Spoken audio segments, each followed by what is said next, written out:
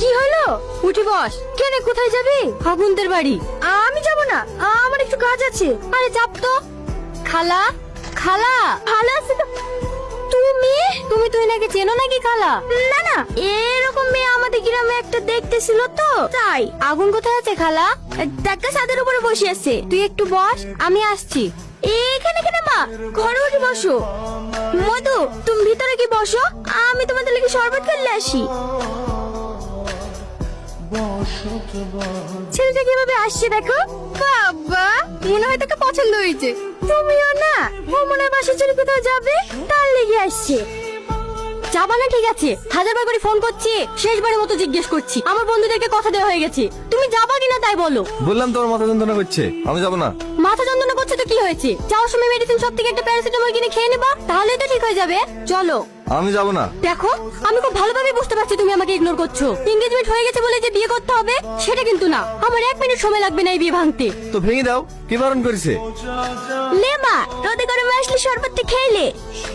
সাথী চলে যাচ্ছে কেন মধু? সাথী, সাথী, সাথী বাবা চলে গেল কেন? তুই ওকে কিছু বলিস নাকি? মা, আমাদের তো শুধু আশীর্বাদ হয়েছে, এটা কোনোভাবে ক্যান্সেল করে দেওয়া যায় না? তোমাকে পরশুদিন বললাম না, যাকে 2 বছর ধরে খুঁজে বেড়াচ্ছি তাকে খুঁজে পেয়েছি। হ্যাঁ দেখলো তো, সাথে সাথে এসছে। তুমি না এসছে? বাবু, এই বাবু, আগুন, আগুন, তুই কেন পাগলামি করছিস বলতো?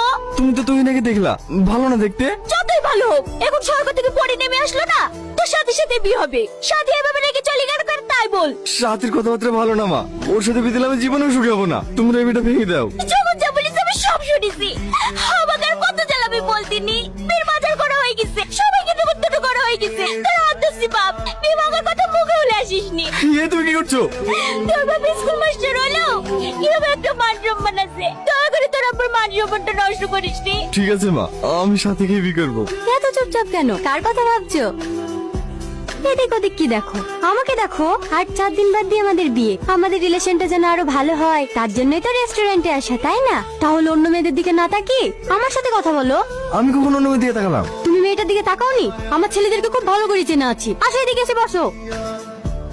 দিলে তো রেস্ট নোংরা করে। সরি ম্যাডাম, ভুলে পড়ে গেছে। এই জামাটার দাম জানিস? তোর 1 মাসের মাইনে দিলেও এই জামাটার দাম হবে না। এসব চাষাদেরকে কেন যে রেস্টুরেন্টে রাখে সেটাই বুঝি না। ডাক তোর ম্যানেজারকে। এটা কি ধরনের আচরণ? কেন এত বাজে ব্যবহার করছো ছেলের সাথে?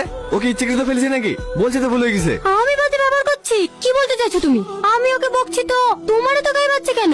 আমার মধ্যে বিবেক বলে একটা জিনিস আছে যা তোমার মধ্যে নাই। বাবা দুটো টাকা আছে তো, তাই হামারা ভাব দিকে বেড়াও, মানুষকে মানুষ মনে করো না।